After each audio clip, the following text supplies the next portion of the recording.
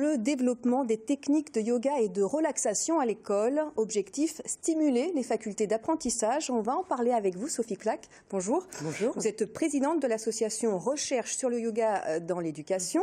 Mais avant cela, voyons comment ces méthodes sont enseignées dans les classes. C'est un reportage d'Isabelle Dupont et de Christian Mirabeau. Habituellement, à cette heure-là, les 6e B ont cours de français.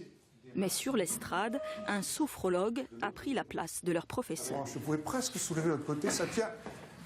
Pendant 1 heure, des exercices simples et progressifs. Travailler l'équilibre, la respiration, des techniques pour que le corps se relaxe et que l'esprit s'apaise. Simplement écouter sa respiration, c'est déjà un effort de concentration. Écouter ses sensations, c'est un effort de concentration. Et c'est ramener, alors qu'on est sans arrêt dispersé sur l'extérieur, c'est ramener les choses à nous recentrer. Ça m'aide à me relaxer. Par exemple, quand on veut faire une évaluation, ça m'aide de mieux en mieux. Essayer de détendre tous les petits muscles qu'on a dans les mains. Dans ce collège en zone d'éducation prioritaire, 3 classes de 6e bénéficient depuis 2 ans de ces séances, suivies aussi par 3 enseignants. Plus ou moins réceptifs, les élèves constatent pourtant de vrais changements.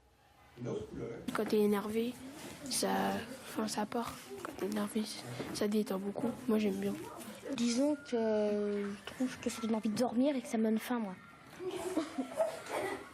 Ils apprennent à s'écouter aussi, à écouter, à être plus calmes et à mieux vivre ensemble en fait. Dans ce collège parisien, 13 enseignants ont suivi une formation de yoga. Et dans leur classe, en début de cours, plusieurs consacrent quelques minutes à cette pratique avec les élèves. Vous êtes prêts à travailler? Oui. Allez, on y va. On n'est plus en position, moi, de supériorité par rapport au savoir et eux d'attente, mais on est vraiment dans une position où on partage un moment. Et donc ce moment de partage, je pense, est vraiment propice, très porteur en fait. On travaille mieux dans des meilleures conditions. Quand on fait des exercices de yoga, je trouve que je suis dans moi. C'est dommage qu'on fait que ça en français. J'aimerais qu'on fasse ça dans d'autres matières. Des élèves mieux dans leur tête pour mieux apprendre. L'éducation nationale encourage de plus en plus ces méthodes en plein essor. L'objectif est aussi que les enfants s'approprient ces pratiques et deviennent plus autonomes. Des élèves plutôt enthousiastes, les bienfaits du yoga sont aujourd'hui reconnus par l'Éducation nationale ?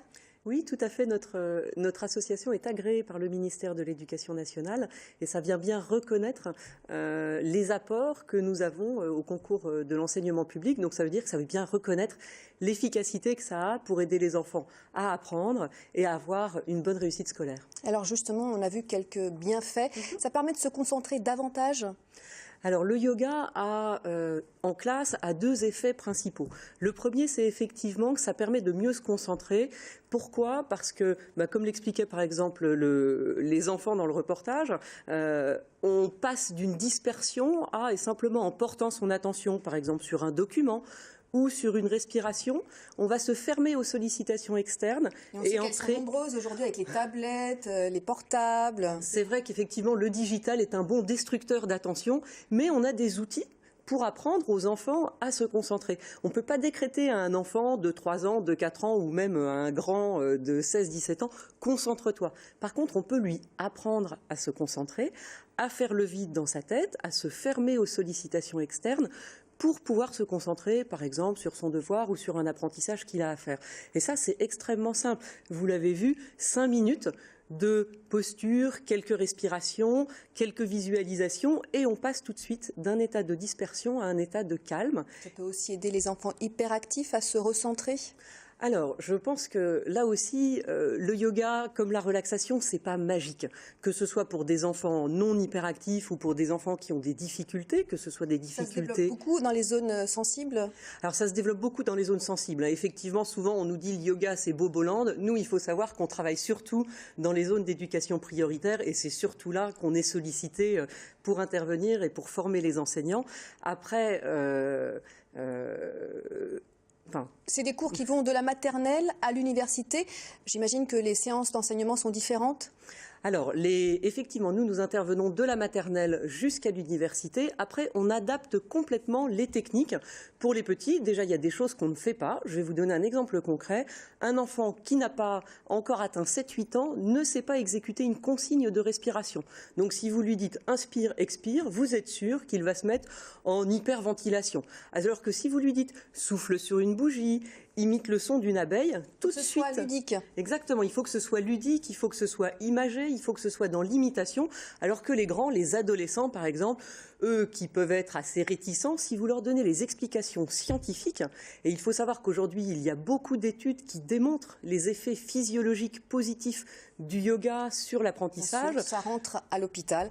Merci Sophie Flack, et je rappelle que votre association organise la semaine du yoga à l'école, l'occasion pour les plus jeunes de découvrir cette discipline. Merci beaucoup. On en vient à notre série de la semaine consacrée à l'Institut Pasteur. L'Institut de recherche fête cette année ses 130 ans. Dans ce deuxième épisode, on va s'intéresser à son fondateur.